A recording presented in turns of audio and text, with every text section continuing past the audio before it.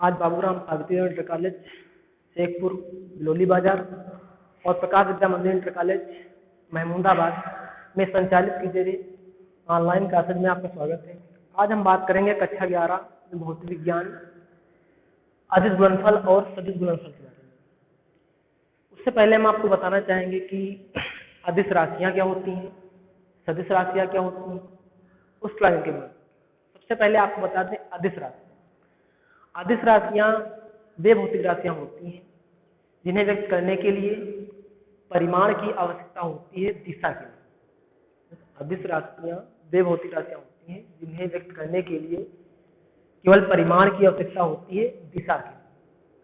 सदिश राशियाँ वे भौतिक राशियाँ होती हैं जिन्हें व्यक्त करने के लिए परिमाण और दिशा दोनों की आवश्यकता होती है। अब हम बात करते हैं अदिश गुणनफल की।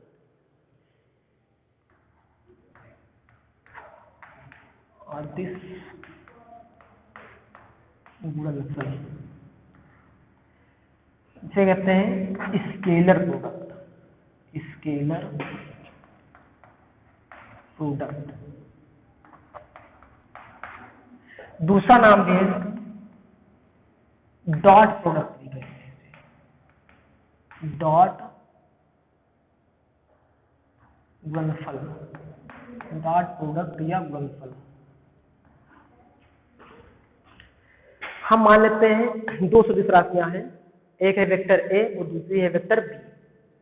ये दो सदिश राशियां हैं, एक मान लेते हैं वेक्टर ए और दूसरी मान ले वेक्टर बी। तो इन दोनों सदिश राशियों का जो अदिश गुणनफल होगा वो होगा vector A dot vector B is equal to mod vector A mod vector B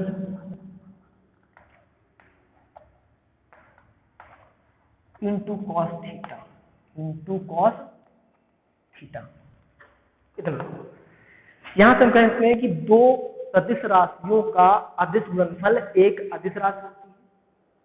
दो सदिश राशियों का अदिश गुणनफल एक अदिश राशि होती है जिसका परिमाण उन दोनों सदिशों तथा उनके बीच के कोण की कोज्या के गुणनफल के बराबर होता है। मान लेते हैं दो सदिश हैं, इनके बीच में कोण थीटा है, तो इनका जो अदिश गुणनफल होगा वो उन दोनों सदिशों के परिमाण तथा उनके बीच के कोण की कोज्या के गुणनफल के बराबर होता है। हमने लिखा है ये दो लाइनें वेक्टर ए को लिखकर दो लाइनों में क्लोज किया है। ये मतलब होता है मॉड। मॉड मीन्स इसका परिमाण निकाला गया है। इसको अगर मॉड निकालेंगे तो सिर्फ लिख सकते हैं ए बी कॉस थीटा। यहाँ पे इसने निकाला mod A mod B cos theta. Mod A अगर इसको हल करेंगे तो आ जाएगा ए, मॉड बी को हल करेंगे तो बी, और ये लिखा हुआ है कॉस थीटा। तो मतलब ये हुआ कि vector A dot vector B is equal to आ जाएगा ए बी कॉस थीटा। क्योंकि अदिश गुणनफल में हम दोनों के गुणनफल को दर्शाने के लिए बीच में पॉइंट यूज कर रहे हैं, एक डॉट लगा रहे हैं, इसीलिए अदिश गुणनफल को डॉट गुणनफल या डॉट प्रोडक्ट भी कहते हैं। अब इसके कुछ नियम हैं। नियम कुछ इसमें हैं कि unit vector I into unit vector I is equal to 1। Unit vector J into unit vector J is equal to 1। Unit vector K into unit vector K is equal to एक ही होता है 1 होता है। मीन्स जहां पे I unit vector I J into unit vector J into J is equal to 1, unit vector K into unit vector K is equal to 1। यहाँ पे जो आई जे के ऊपर आप कैप का निशान देख रहे हैं, इसे इकाई सदिश बोलते हैं। अक्ष के अनुदिश इकाई सदिश। आई जे के 3 आप सिंबल देख रहे हैं, तो एक्स अक्ष के अनुदिश जो सिंबल आता है इकाई सदिश आता है उसे हम यूनिट वेक्टर आई से नोट करते हैं। वाई अक्ष के अनुदिश जो सिंबल आता है उसे हम जे से नोट करते हैं, यूनिट वेक्टर जे इकाई सदिश। और जो के अक्ष के अनुदिश आता है उसे कहते हैं आई जे के यूनिट वेक्टर के। तो यहाँ पे यूनिट वेक्टर आई, यूनिट वेक्टर जे और यूनिट वेक्टर के। तो यहाँ पे याद करना आपको ये है कि एक ही प्रकार के सदिश होंगे, उनका जो डॉट प्रोडक्ट होगा वो 1 के बराबर होगा। अब एक एग्जांपल से हम आपको बताते हैं। जैसे मान लेते हैं कि माना एक सदिश है vector A 2 unit vector I plus 3 unit vector J plus unit vector K. एक दूसरा सदिश है सदिश B is equal to 2 unit vector I minus का 2 unit vector J plus 3 unit vector K. तो एक सदिश राशि लिखी हुई है यूनिट वेक्टर ए सदिश राशि है 2 unit vector I plus 3 unit vector J plus unit vector K. दूसरी सदिश राशि है B 2 unit vector I minus 2 J unit vector plus 3 unit vector K. अब इनका हम अदिश गुणनफल करेंगे। आप एग्जाम्पल समझिएगा। तो यहाँ पे कर रहे हैं हम अदिश गुणनफल। तो लिखेंगे unit vector A dot vector B, vector A dot vector B मान रख देते हैं यहाँ पे। तो पहले हम यूनिट वेक्टर ए का मान वेक्टर ए का मान लिख रहे हैं। तो वेक्टर ए का जो मान है वो है 2 unit vector I plus 3 unit J plus unit vector के। चूंकि चिन्ह डॉट का लगा हुआ है तो डॉट का चिन्ह लगाएंगे। अब वेक्टर बी को लिखेंगे तो 2 unit vector I minus 2 unit vector J plus 3 unit vector K. अब इनका हम डॉट करेंगे। तो सिंपल देखना है, ज्यादा नहीं आपको समझना है। हम यहाँ पे आई के गुणांक को आई के गुणांक से गुणा करेंगे, जे के गुणांक को जे के गुणांक से गुणा कर देंगे और यूनिट वेक्टर के गुणांक को के गुणांक से गुणा कर देंगे। जैसे करते हैं यहाँ पे हम देखें, यहाँ पे यूनिट वेक्टर आई का जो गुणांक है वो 2 है, यहाँ पे यूनिट वेक्टर आई का गुणांक कितना है 2 है। तो 2 का गुणा करेंगे 2 से, 2 दूना हो जाएगा 4। Unit vector I into unit vector आई जहाँ पे लिखा हुआ है 1 के बराबर होता है, तो वहां पे 1 लिखने की आवश्यकता है। अब जहाँ पे 3 की गुणा करेंगे यहाँ पे 3 दूनी 6, तो ये लेकिन ये प्लस है ये माइनस है, तो 3 दूना 6 ये माइनस। अब यूनिट वेक्टर के गुणांक से गुणा करेंगे कैसे, तो यहाँ पे 1 है, केवल के लिखा हो तो 1 है, यहाँ पे 3 तो 3 बन जा 3 × 3। तो ये गुणांक हो गुणा हो गई। आई के गुणांक से आई से कर दिए, जे के गुणांक को जे से कर रहे हैं और के गुणांक को के से कर रहे हैं। हम जानते हैं कि आई के गुणांक को आई से गुणा करेंगे 1 आएगा, यूनिट जे को यूनिट जे से करेंगे 1 आएगा, यूनिट के को के से करेंगे 1 आएगा। तो इसलिए हम इन पर ध्यान न दे करके केवल हम संख्याओं का ही गुणा कर ले रहे हैं। 2 दूनी 4, 3 दूना 6 और 1 1 तियां हल कर लीजिए। तो यहाँ पे 4 3 7, तो 7 से 6 निकल जाएगा ना। तो यहाँ पे यही आंसर हो गया। Unit vector vector A dot vector B equal to कितना आ गया 1। अर्थात 2 सदिश राशियों का जो अदिश गुणनफल होगा यहाँ पर वेक्टर ए और वेक्टर बी का वो आ रहा है। इस तरीके से हम करते हैं अदिश गुणनफल। अब हम बात करेंगे सदिश गुणनफल की।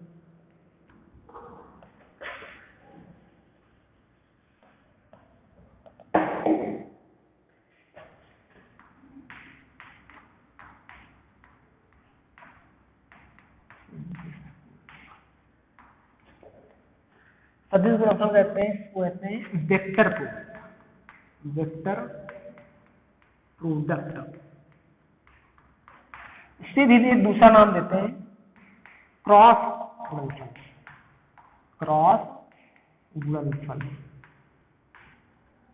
तो यहाँ पे मान लेते हैं 2 सदिश राशियां हैं, एक है वेक्टर ए और दूसरी वेक्टर बी। तो यहाँ तो होता है vector A cross vector B is equal to mod vector A mod vector B into sine theta unit vector N, ऊंचाई सदिश एन है।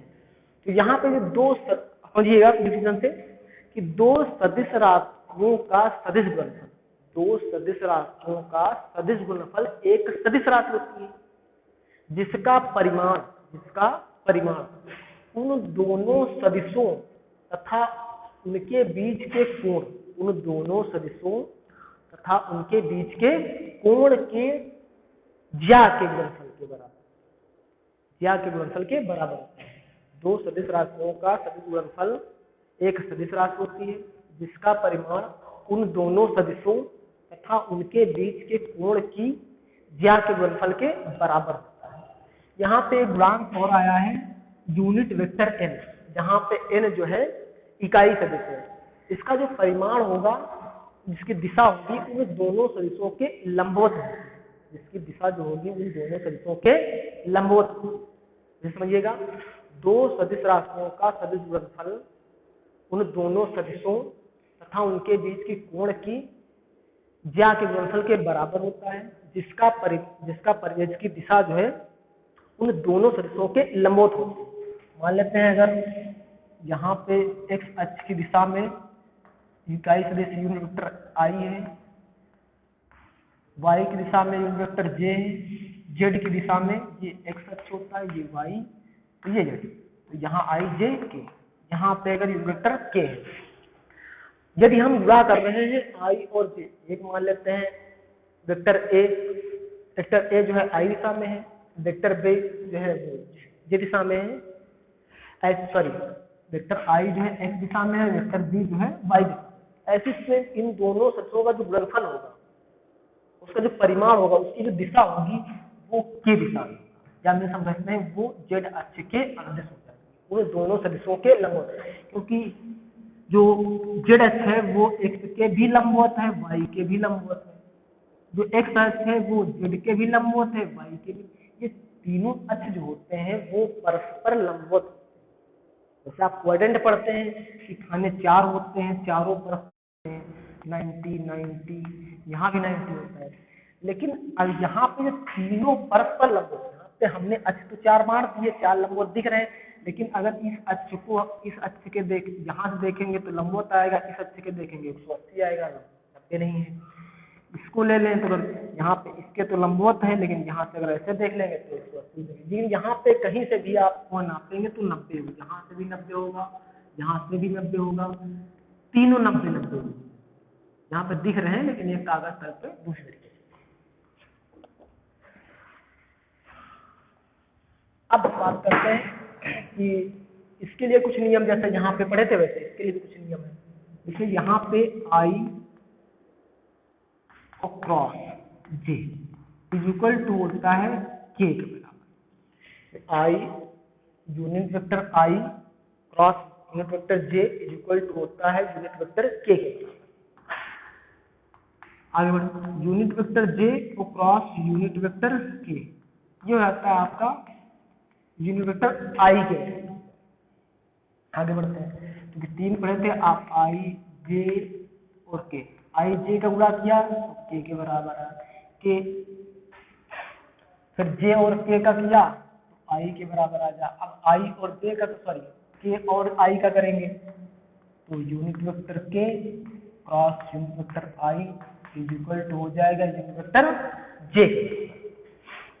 अब इसी प्रकार इसे फॉलो करते हैं। इसमें एक एग्जांपल, क्योंकि यहाँ पे हमने कहा था दो नाम होते हैं, सदिश गुणनफल को वेक्टर प्रोडक्ट कहते हैं, साथ में क्रॉस गुणनफल भी कहते हैं। क्रॉस क्यों कहते हैं? यहाँ पे डॉट प्रोडक्ट सदिश गुणनफल कहते हैं क्योंकि डॉट आया था। यहाँ पे अगर देखें तो क्योंकि दोनों सदिशों के बीच में क्रॉस का चिन्ह आता है, इसीलिए इसे क्रॉस गुणनफल कहते हैं। अब एक एग्जांपल मान लेते हैं, माना कि एक सदिश है vector a is equal to 2 unit vector i minus j और माइनस का 4k प्लस माइनस। एक दूसरा फिर जैसे b,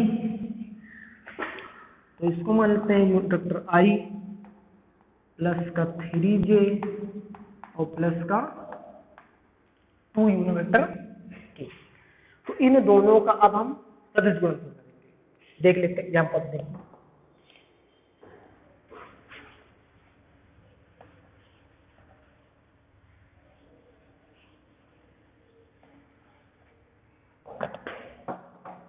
ये बहुत ईजी है, तो समझ लीजिएगा एक बार। तो सबसे पहले हम लिखे दे रहे हैं vector A cross vector B is equal to, दो लाइनें हम खींचेंगे जिसको सारणिक बोलते हैं, दो लाइनें खींच रहे हैं जिसको हम सारणिक बोलते हैं, सारणिक पढ़ेंगे आप। तो हम लाइन से लिख लेते हैं, सबसे पहले लिख लेंगे यूनिट वेक्टर आई, फिर लिख लेंगे यूनिट वेक्टर जे, और फिर लिख लेंगे हम यूनिट वेक्टर के। अब सबसे पहले आई जे के नीचे हम सबसे पहले वेक्टर ए के गुणांक लिख देंगे, तीसरी लाइन में वेक्टर बी के गुणांक लिख देंगे। सबसे पहले हम इसके नीचे लाइन में लिखते हैं वेक्टर ए के गुणांक। तो वेक्टर ए के गुणांक देखें यहाँ पे कौन है, 2 - 1 + 4। तो आई के गुणे में कितना, आई के नीचे कितना है लिखा है 2, फिर जे गुणे में कितना लिखा है -1 के गुणांक कितना है 4। देख लीजिए तीसरी लाइन में जो वेक्टर बी है उसके जो आई जे के गुणांक है उनको नोट कर लो। तो आई के गुणांक में कितना है 1, जे गुणांक में कितना है 3, के गुणांक में कितना है 2। इस तरीके से सबसे पहले हमने आई जे के लिखा, उसके बाद जो वेक्टर ए के आई जे के वाले गुणांक है उनको एक लाइन में लिखेंगे, उसके पश्चात जो वेक्टर बी के आई जे के गुणांक है उनको नीचे वाली लाइन में लिख लेंगे। इस प्रकार से आपने लिख लिया। अब करना क्या, कैसे करनी है देखिए। सबसे पहले हम क्या करते हैं कि एक ब्रैकेट बनाते हैं, और ब्रैकेट में क्या करेंगे इस तरीके से, यहाँ पे लिख रहे हैं हम एक ब्रैकेट बनाते हैं। सबसे पहले हम यहाँ पे ब्रैकेट में, यहाँ पे बुरे में लिख दिया हमने यूनिट वेक्टर आई, यूनिट वेक्टर आई। तो जिस गुणांक की आप गुणा करने जा रहे हैं आप वहां पे उसको मान लीजिए कि वो है ही नहीं। आई यहाँ पे लिखे, यहाँ पे हमने मान लिया कि ये आई है नहीं, तो यहाँ पे पद बचे केवल इतना दिख रहा है, इससे ऊपर वाले से मतलब नहीं, सिर्फ संख्याओं से मतलब देखिए। तो यहाँ पे आपको दिख रहा होगा -1 नीचे 3, यहाँ पे 4, यहाँ पे 2। तो सबसे पहले हम इससे गुणा करेंगे। तो इसके लिए हम एक तीर बना रहे हैं, लेकिन एक ही तरफ तीर का निशान, दोनों तरफ नहीं बनाएंगे, और फिर बना रहे हैं तो इसलिए हमने दोनों तरफ सिंबल बना दिया। इसका मतलब सिर्फ हमारा इतना है कि पहले आप -1 की 2 से करेंगे, तत्पश्चात जो उसके बाद जो है 3 और 4 की गुणा करेंगे। दूसरी बार गुणा जो है 3 और 4 की करना है, पहली बार इसकी करनी है। तो -1 को अगर आप 2 से गुणा कर देंगे तो यह आएगा 2 1 जा 2 -2। उसके पश्चात आप बीच में माइनस का चिन्ह लगाएंगे, बीच में माइनस का चिन्ह लगाएंगे, और उसके बाद 3 और 4 का गुणा करेंगे, 3 × 2 = 12। तो इस प्रकार से ये गुणा हो गया। यहाँ पे लिख देते हैं, यहाँ पे यूनिट आई, यहाँ पे चिन्ह जो है इस ब्रैकेट से पहले प्लस का होता है, उसके बाद में माइनस का चिन्ह लगाएंगे, माइनस दूसरा ब्रैकेट ओपन करेंगे। अब यहाँ पे सिंबल कौन सा आएगा, जे, यूनिट वेक्टर जे। अब जे के गुणांक गुणा कर रहे हैं, तो आप बीच वाली लाइन को, जो जे वाली पूरी लाइन है उसको भी मान लीजिए कि वो है ही नहीं, ऐसे मानिए ये है ही नहीं। तो जब जे वाली लाइन आप छोड़ रहे हैं तो सिर्फ आप 4 गुणांक बच रहे हैं, 2 1 4, ये बचा, ये वाला, ठीक है। तो सबसे पहले हमने कहा था इनका गुणा करना होता है, तो 2 की गुणा करेंगे 2 से, 2 की गुणा करेंगे 2 से, तो 2 दूना 4। उसके बाद 1 और 4 का करेंगे, लेकिन बीच में चिन्ह लगा देंगे माइनस का, तो माइनस का चिन्ह लगा देंगे, तो 1 × 4। तो इस तरीके से ये भी गुणा हो गए,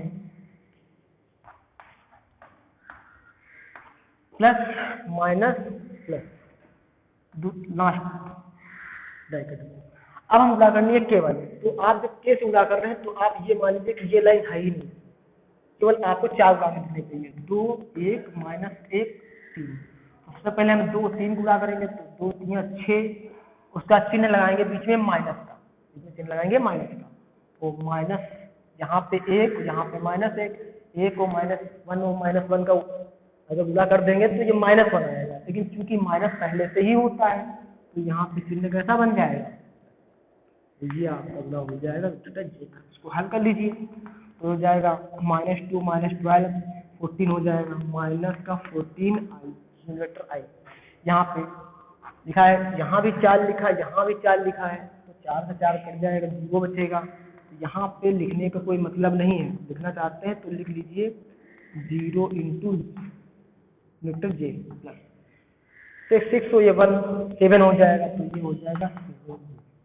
क्योंकि 0 से गुणा कर देंगे तो 0 हो जाएगा, तो उसको लिखने का कोई मतलब नहीं, इसको लिखो चाहे ना लिखो। तो ये लिखेंगे -14 आई और यहाँ से +7। तो इस प्रकार से गुणा इसमें हो सकता है प्रॉब्लम हुई हो, तो नेक्स्ट एग्जाम्पल समझा देते हैं।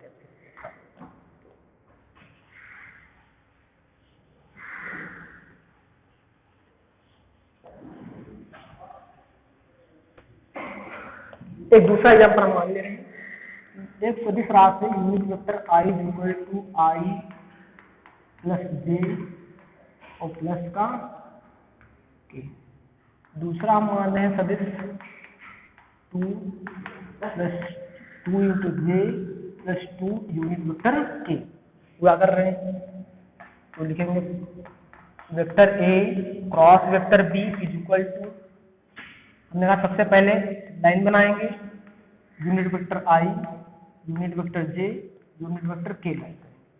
उसके बाद वेक्टर a के गुणांक लिखेंगे पहली लाइन में, अगली लाइन में वेक्टर b के गुणांक लिखेंगे। तो यहाँ पे 1, यहाँ पे 1, यहाँ पे 1, यहाँ पे 1, यहाँ पे 1। अगली लाइन 2 2 2, यहाँ 2, यहाँ 2, राइट कर लीजिए। अब हम गुणा कर रहे हैं, जब गुणा कर रहे हैं सबसे पहले हमने कहा था पहले ब्रैकेट में हम जो है यूनिट वेक्टर i के गुणा। तो जब i से देख रहे हैं तो ये इसको मान लेंगे कि यूनिट वेक्टर i वाली जो लाइन है वो है ही नहीं। जब ये नहीं तो 1 2 ये तो 1, सबसे पहले इससे गुणा कर देंगे, उसके बाद इससे करेंगे। तो 1 दूना 2, यहाँ पे 2 करना 2, बीच में चिन्ह माइनस का लगेगा, यहाँ पे देखो फिर प्लस का मान रहे हैं, सॉरी यहाँ पे प्लस यहाँ पे माइनस। अगले लाइन में आते हैं, तो अब जब j का करेंगे तो मान लेंगे कि ये लाइन है ही नहीं, तो 1 इंटू 2 2 इंटू 2 ये माइनस का, यहाँ पे गुणा में आ जाएगा ये प्लस 2 लगेगा।